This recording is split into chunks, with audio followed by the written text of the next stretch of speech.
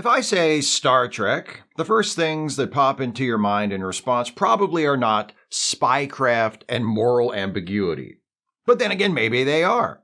Ever since it was introduced in the latter seasons of Star Trek Deep Space Nine, Section 31 has been an object of unshakable fascination for writers of Star Trek TV shows and films. For whatever reason, it's become one of those concepts that the creators of more recent Star Trek projects just can't let go, like the Mirror Universe, or Romulans, or serialized storytelling. Just because Deep Space Nine did it doesn't mean you have to. If Ira Stephen Bear jumped off a bridge, would you jump too? I mean, I would, but only attached to a bungee cord so I could grab Ira before he hit the ground and pull him back to safety. I'd have to be careful, though. I wouldn't want to stop Ira's fall too abruptly and snap his neck like that dope Spider-Man did to Gwen Stacy back in the day. Nice going, webhead. I'd want to perfect my bungee rescue technique before I used it on the showrunner of my favorite Star Trek series. If only there was someone I could practice on. Look, I'll be honest. As a fan, as a viewer, I've never found Section 31 to be all that compelling. Not because it's not part of Gene's vision, but rather because, while it's an interesting idea, for the most part, the writers of the various episodes in which Section 31 appears haven't been able to come up with interesting things to actually do with that idea. But fortunately, the fact that I'm not particularly captivated by Section 31 when I'm watching Star Trek doesn't mean it's not a potentially fascinating subject when we're talking about Star Trek. The very concept of Section 31 seems to strike at the heart of some of the most fundamental tenets of Star Trek, and in particular of the primary setting of Star Trek, the futuristic utopia of the United Federation of Planets. It's a concept which, by its very existence in this supposed paradise, raises all sorts of questions. Questions like, should the Federation actually have a Section 31?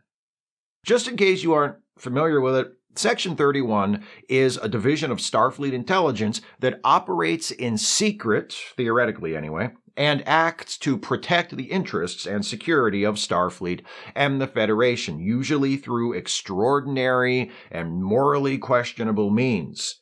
They're basically the Federation's version of the clandestine secret police organizations we've seen from other governments in Star Trek, like the Romulan Tal Shiar or the Cardassian Obsidian Order. Though Section 31 isn't introduced on screen until Season 6 of Deep Space Nine, its thematic roots in that series reach back to Season 2, in the two-part episode that introduces the Maquis.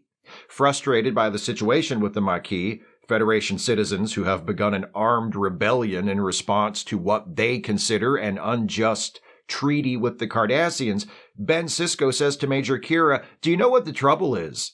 The trouble is Earth. On Earth, there's no poverty, no crime, no war. You look out the window of Starfleet headquarters and you see paradise. Well, it's easy to be a saint in paradise." Ira Stephen Bear wrote that episode.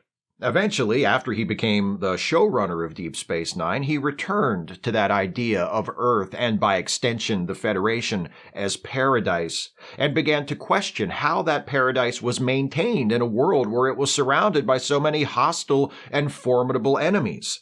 It may be easy to be a saint in paradise, but for that paradise to endure, not everyone can be a saint, can they? Which brings us to this guy, Luther Sloan. He is many things. Primarily, he's the first representative of Section 31 to whom we are introduced, but he definitely ain't a saint. We meet Luther Sloan in Season 6 of Star Trek Deep Space Nine in the episode Inquisition. As the show begins, Dr. Bashir is preparing to leave for a medical conference, which, as Odo observes, like all medical conferences, is actually a thinly veiled excuse for a bunch of doctors to take a vacation together. But on his way out the door, Chief O'Brien walks in with a separated shoulder from kayaking in the holosuite. So, Bashir pops O'Brien's shoulder back in and says, "Now, Chief, take it easy, because your shoulder is going to be tender for a few days. Remember that. And that goes for you folks at home as well." And then he's out the door. Cut to Julian's alarm going off, and he's like, already? But it feels like I just went to bed. That's what it feels like. I'm not saying that's what actually happened, or that there's any reason to suspect that I'm being subjected to a diabolical mind game at this point. I'm just saying, I'm still a little sleepy. That's all. No sooner is Julian dressed and finished packing for his trip than he's paged to Ops along with the rest of the senior staff. When the senior staff has been assembled, Captain Sisko introduces them to this guy, Deputy Director Sloan of Starfleet Internal Affairs. He's there to investigate a possible security breach. Starfleet intelligence suspects there may be a mole on Deep Space Nine feeding information to the Dominion, who they're at war with, don't you know? That means no club medical conference for Bashir. Everyone is confined to their quarters while Sloan conducts his investigation. So, Sloan suspects a senior officer on Deep Space Nine is a snitch for the Dominion, and the first thing he does when he gets there is have Sisko summon everyone to the command center of the station?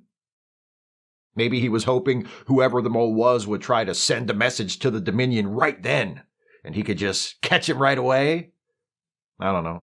Julian goes back to his quarters, tries to order some scones for breakfast, but the replicator isn't working. Then one of Sloan's security goons shows up to collect him for interrogation. He goes to the wardroom where he has a brief and pleasant conversation with Sloan, who asks him about that time last season when he was held prisoner by the Dominion for like 5 weeks, and also that time earlier this season when he worked with the group of eccentric genetically modified people. Bashir's like, yeah, both of those things happened. And Sloan's like, cool. Well, anyway, that's it. You can go. Before he leaves, Bashir scratches his neck and goes, hey, man, you got any scones? My replicator's on the fritz, and I'd do just about anything for a couple of scones. Or even one scone. I'd do anything. Do you know what I'll have some scones sent to your room. But when the scones get there, they aren't scones at all. They're gah! Which is also the noise Julian makes when he lifts the cover, expecting some of those hot buttered bread rocks, and finds a plate of live bait instead. Looks like they sent him Warp's order instead. Probably just an honest mistake. Julian doesn't have much time to worry about it because he sees signs that someone has been snooping around his quarters. They even disturbed Kukalaka. I'd kill somebody. You don't mess with a man-stuffed animal. You just don't. You don't touch it. It's against the rules. I'd kill somebody. O'Brien secretly Skypes Julian and says, hey, just a heads up, this investigation is all about you. They grilled me for 2 hours and every question was about you. I don't know what you did, but you're in a lot of trouble. Okay, bye. The security goons return and march Julian back in for another chat with Sloan, who seems a lot less friendly this time. He badgers Julian for a bit over his time as a Dominion prisoner, then says, here's the deal. I think you're a Dominion sleeper agent. I think when you were being held in that prison camp last season, they flipped you, and now you work for them, only you don't know it because they also showed you how to repress your memories. Bashir's like, but I don't remember them flipping me and showing me how to repress my memories. And Sloan's like, exactly! See? I'm definitely right. Now think, what about that time when the Jem'Hadar put you in solitary confinement? Did anyone come in and talk to you? No. I mean, there was the guard. His name was Yamaga-Root. I called him Yammy for short. He was actually really, really cool. And the more he talked to me about the Dominion's motivations for the war, the more it made sense to me. Anyway, how dare you accuse me of not being a loyal Starfleet officer? Sloan orders Bashir confined to the brig. As they're about to put him in a cell, one of the security goons says, I was there when the Dominion attacked the Tyra system. We lost a lot of ships, and I lost a lot of friends. Julian says, I lost friends too. And the other security goon says, yeah, but yours were Jem'Hadar. And Julian's like, what are you saying? Did something happen to Yammy? At this point, Captain Sisko steps in, and he says, since, like all Starfleet captains, I'm not only a captain, but also a lawyer, apparently, from now on, I'm going to act as counsel for Julian and sit in on all his interrogations to make sure his rights are being respected. Cut to Julian being interrogated by Sloan again, and Sloan's like, why should we believe you when you say you're not an agent for the Dominion after you lied about being genetically engineered for pretty much your whole life until you were found out last year? Julian's like, I don't know. And Cisco's like, yeah, you've got us there. That was pretty inexcusable. Back in the brig, Cisco says, look, I'm going to do my best to get you out of this, even though you're a known liar who willfully concealed the fact that you were the product of illegal genetic engineering for decades until it was randomly discovered a year ago. But have you ever considered that maybe Sloan is right and you are a sleeper agent who just forgot about it? Bashir's like, no. But later that night, when Sloan and his security goons show up to take Julian away for further questioning, he gets beamed out and materializes on a Dominion ship. And Weyoun is there, like, surprise, you're a sleeper agent. Julian is still skeptical, so Weyoun brings in some scones, like, I know you've been missing this shit. And then, because it's what he does, Weyoun makes it weird, gazing down at Julian like, do you remember the first time I offered you scones? You were so hungry. And then Yami came in with the butter dish. Bashir's like, don't you dare bring Yami into this. And hey, why are you and Sloan both working so hard to convince me I'm a traitor to the Dominion when I know I'm not? Unless you're in it together and Sloan is actually the traitor. Oh shit, I figured it out. But right then, Kira and Worf beam in with guns ablazing and rescue Julian. They beam over to the Defiant and Cisco's there like, so I guess you have a good explanation as to why Weyoun busted you out of the brig on DS9, right? And Bashir says, yeah, Sloan is the traitor, not me. But everybody on the bridge is like, whatever, Julian. Cisco says, I've had enough of your lies. Get off my bridge. Bashir goes up to O'Brien, puts a hand on his shoulder, and says, you believe me? Don't you, Miles? But O'Brien turns away, disgusted, and shrugs Julian's hand off angrily. Julian's like, your recently dislocated shoulder seems suspiciously not tender. Oh my God, this is all a holodeck program. I figured it out for real this time. And he's right. The Defiant vanishes, and Bashir finds himself in a holodeck. And Sloan is there, only he's not in the Starfleet uniform he was wearing earlier, but this minimalist SS outfit instead. He explains to Bashir, okay, so here's the deal. I'm not a deputy director with internal affairs. I work for Section 31. What's Section 31? So glad you asked. Section 31 is an autonomous agency within Starfleet intelligence that operates without any direction or oversight in order to identify and respond to dangers that threaten the Federation. We abducted you and put you through this little holodeck exercise because we thought you might be a Dominion spy, but it turns out you're not. So yay! Good for you. Now, do you want to work for us?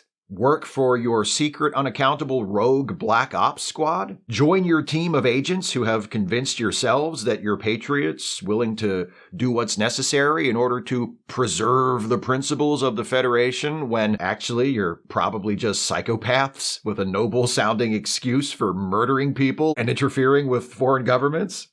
Yeah, doesn't it sound cool? What do you say? I'm afraid I'm going to have to turn this opportunity down. You're going to have to turn this opportunity yes! No! Fuck off, wanker, you're doing it. I'll be in touch.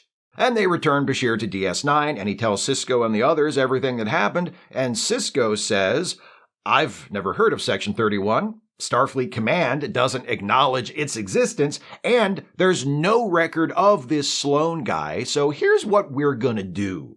Julian, the next time Sloan calls to try and recruit you to work for Section 31, you're going to say yes. Do I have to? Yes, yes, yes, yes! Inquisition aired a week before In the Pale Moonlight.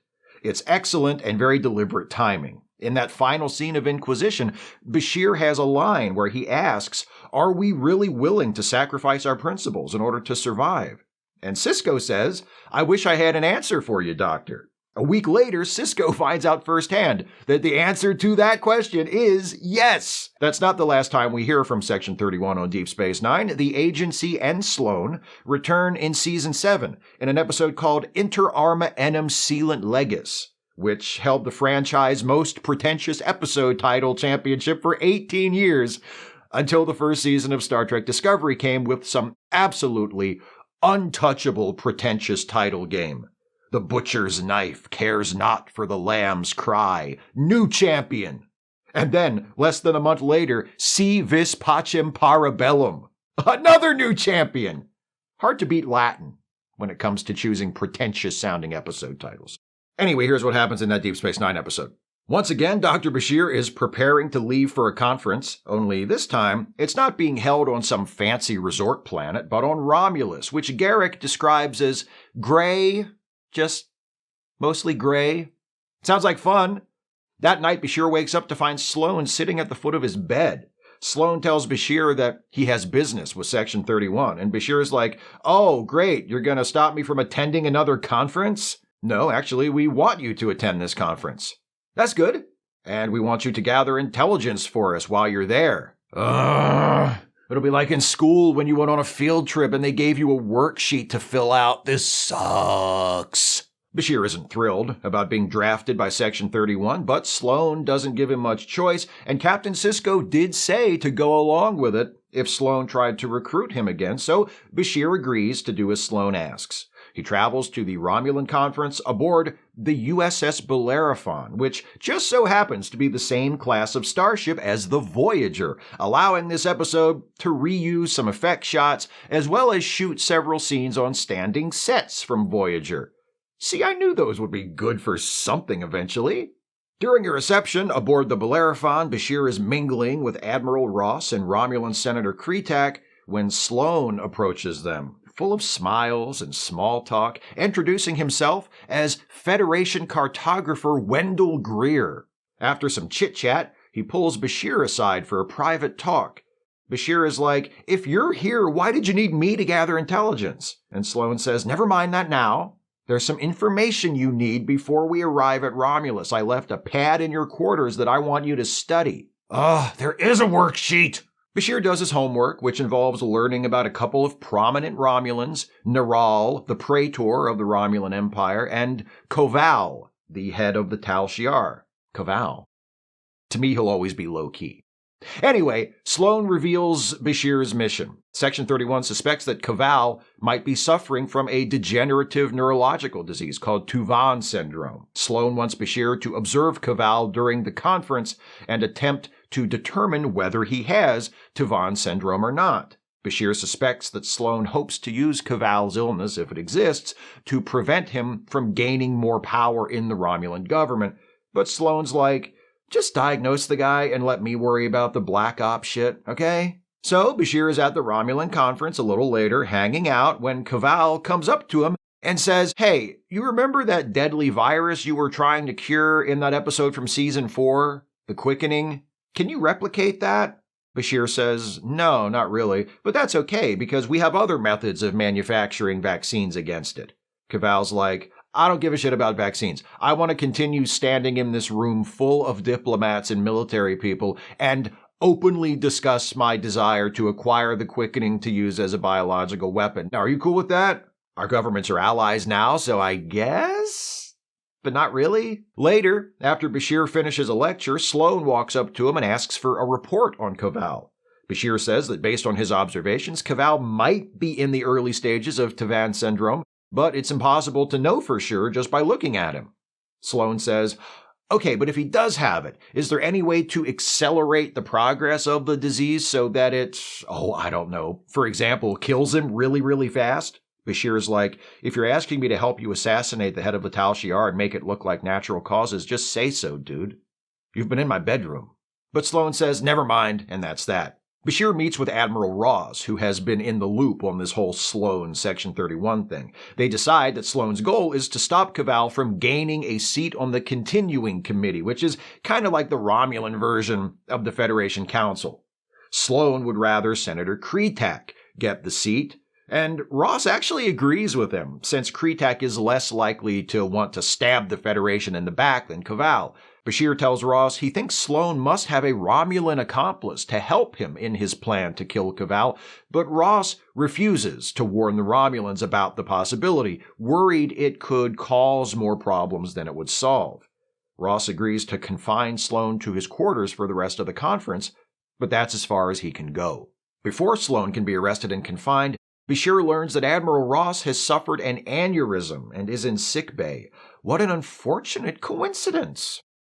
So, with no one else to turn to, Bashir goes to Senator Kretak and warns her about Sloan and his possible Romulan accomplice anyway, which gets both Bashir and Kretak in hot water with the Continuing Committee, who catch Kretak trying to obtain a copy of Caval's private database, which she was doing at Bashir's request as a way of finding Sloan's accomplice.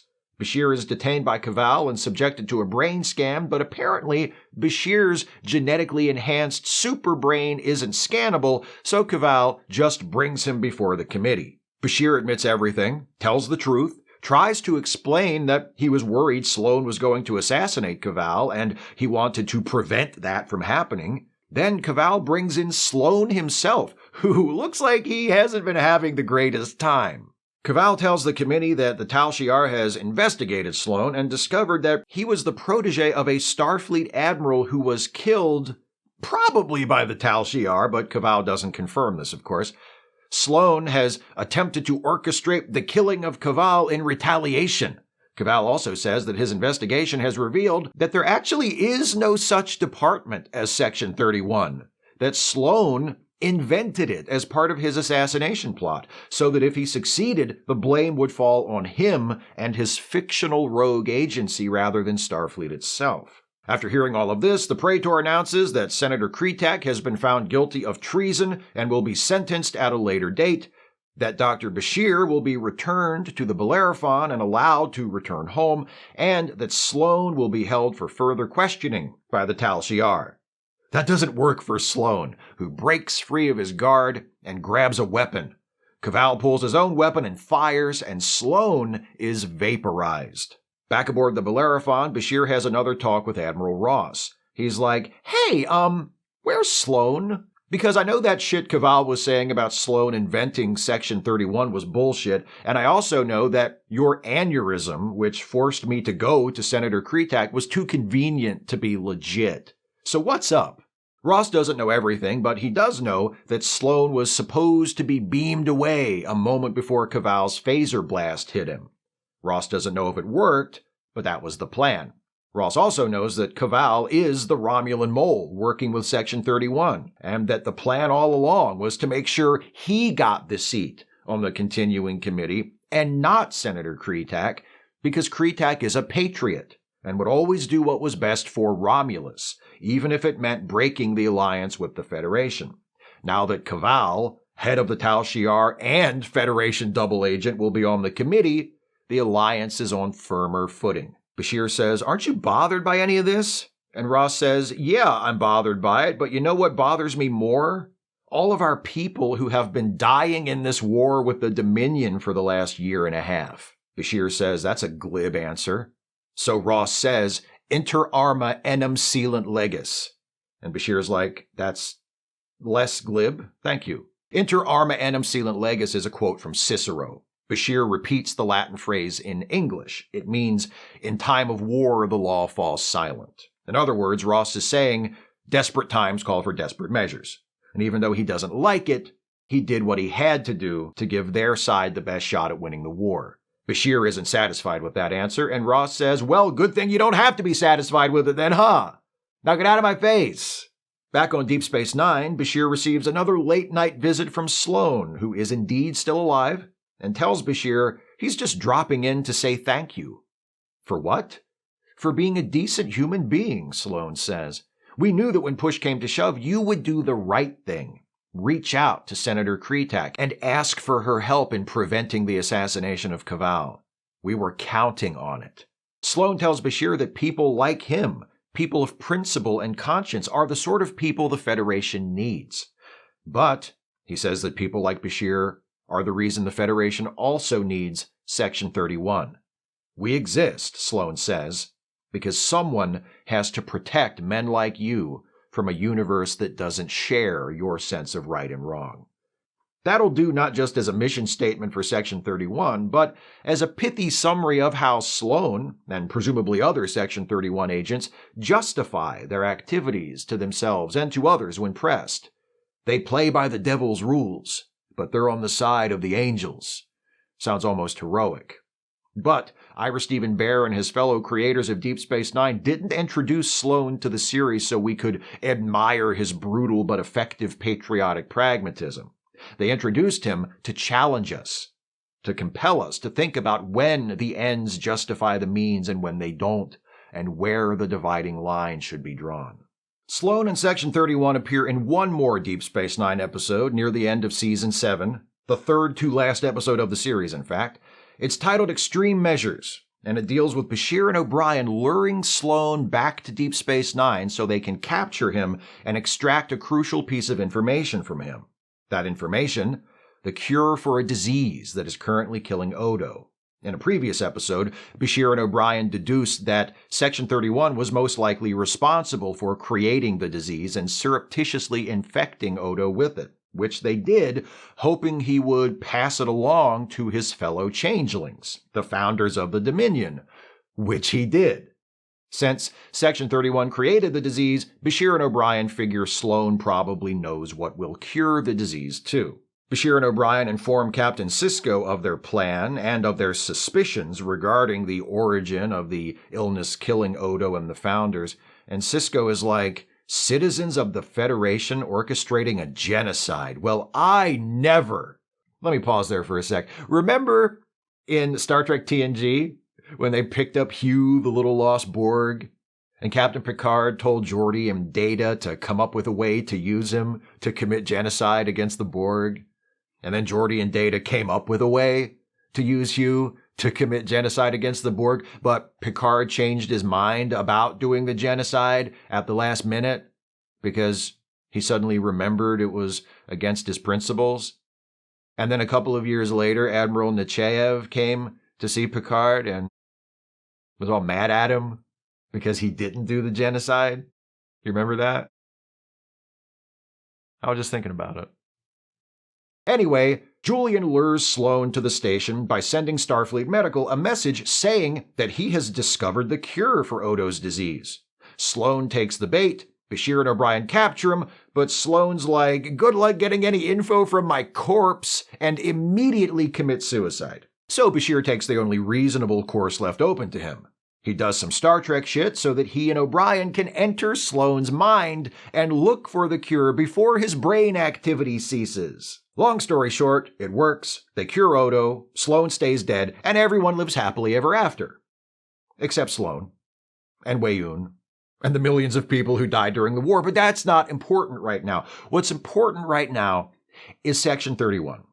And the importance of Section 31 is that it establishes the sorts of activities we see Sloan doing or hear about Sloan doing as more than just the occasional actions of bad apples or desperate heroes pushed by circumstance to extreme measures. It's not just Captain Sisko playing all kinds of dirty to get the Romulans to join the war against the Dominion alongside the Federation. It's not just Captain Picard seizing an opportunity to annihilate an existential threat only to back off when he realizes what he's about to do. It's not just the occasional crazy admiral with a horrifically misguided pet project. Section 31 establishes that this sort of thing is institutional within the Federation. And while its activities are officially unofficial and the Federation government does not sanction it, the Federation government also doesn't do anything to stop it, which sure seems like a tacit stamp of approval, very much a do whatever you need to do, just don't tell us about it situation. Or, as the great 20th century scholar of jurisprudence Homer Simpson might say, if I don't see it, it's not illegal. Extreme Measures is the last we see of Sloan, but it's not the last we see of Section 31.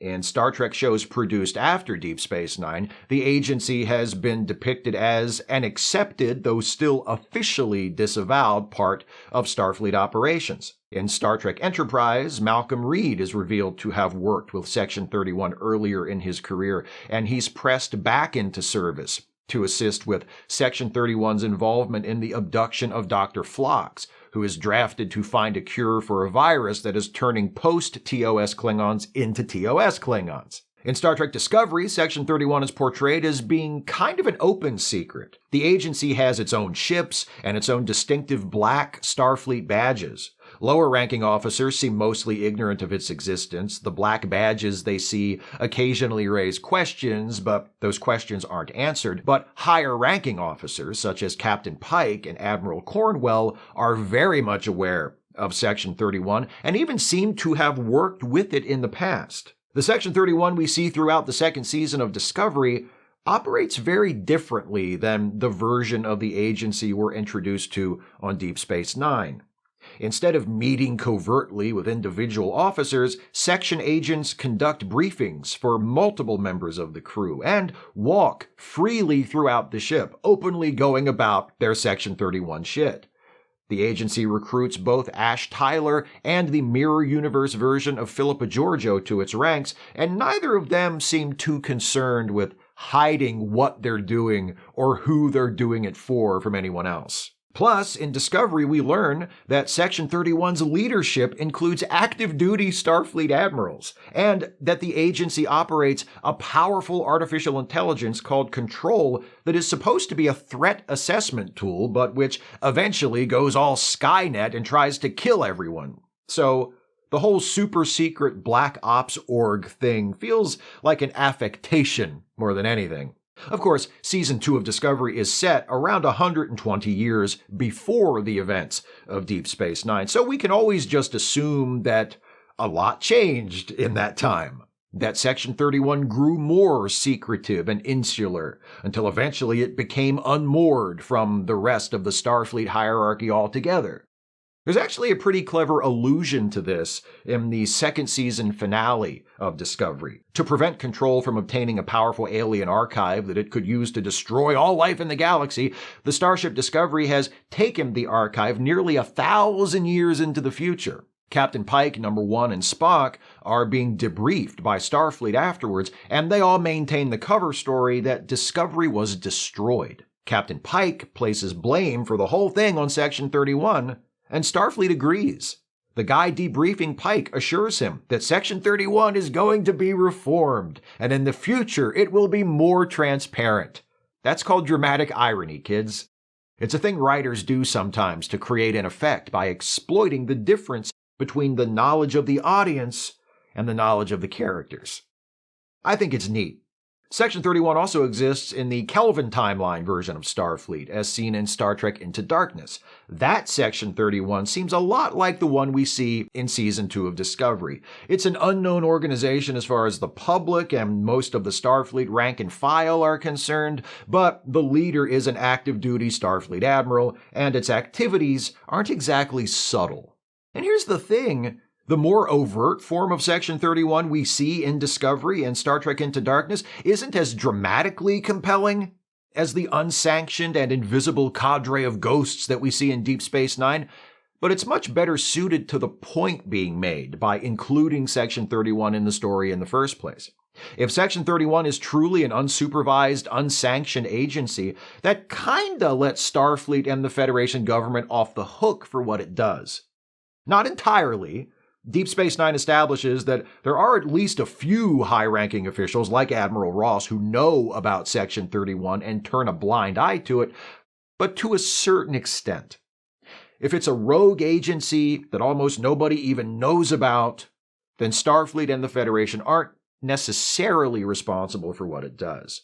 They benefit from it, and the officials who know about it and allow it to continue to do the dirty work so that they can keep their hands officially clean are certainly complicit in its crimes, morally if not legally. But Section 31 plays much stronger as an indictment of Starfleet and the Federation as institutions if its ties to those institutions are more numerous and direct. If it's not just a rumor that a handful of Starfleet officers know about, but a department led by active-duty admirals that conducts extensive operations upon which the entire organization is dependent. That way, when Section 31 conducts time travel research or creates an AI that turns heel on all organic life, as in Discovery Season 2, or wakes up a genetically engineered superhuman 20th century dictator hoping to use him to secretly militarize Starfleet in preparation for a war with the Klingons, and then attempts to manipulate the captain of a starship into carrying out an extrajudicial execution of that genetically engineered superhuman,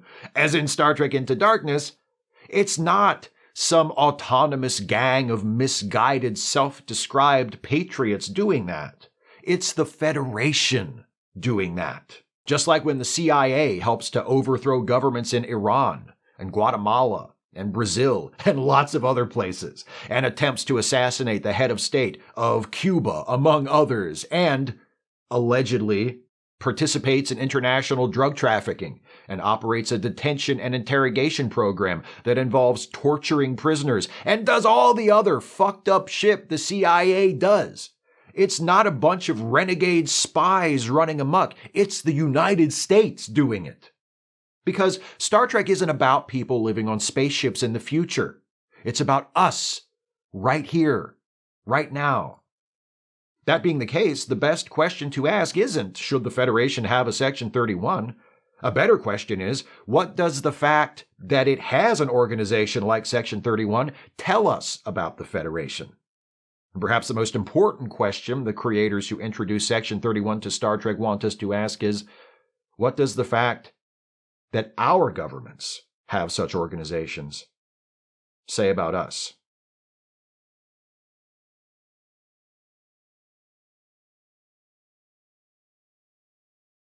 Hey folks, hope you enjoyed this one. I'm going to let you know what the subject of the next Trek Actually video is going to be, but before I do that, I want to give shout-outs to some of my newest Patreon patrons and channel members. First, the new patrons. They are Nicole Lucarelli, thanks Nicole. Evan, thanks Evan. Brian McKinley, thanks Brian. Danny Kerr, thanks Danny. Scott T, thanks Scott. Ingy, thanks Ingy. Shy Gal, thanks Shy Gal. Keith Parker, thanks Keith. Luke Horn, thanks Luke. Inth, thanks Inth. Next, new channel members. They are Tony Bowling, thanks Tony. Marty Harris, thanks Marty. If you want to support this channel, you can do so by going to patreon.com/Steve Shives or clicking the join button to become a member of this channel. All patrons and members get access to exclusive posts that allow you to vote in the polls that determine upcoming Trek Actually topics, and also submit questions ahead of time for my twice-monthly Ask Away live streams. If you pledge $5 a month or more on Patreon or become a member at the $5 a month tier or higher, you get a shout out at the end of a Trek Actually video.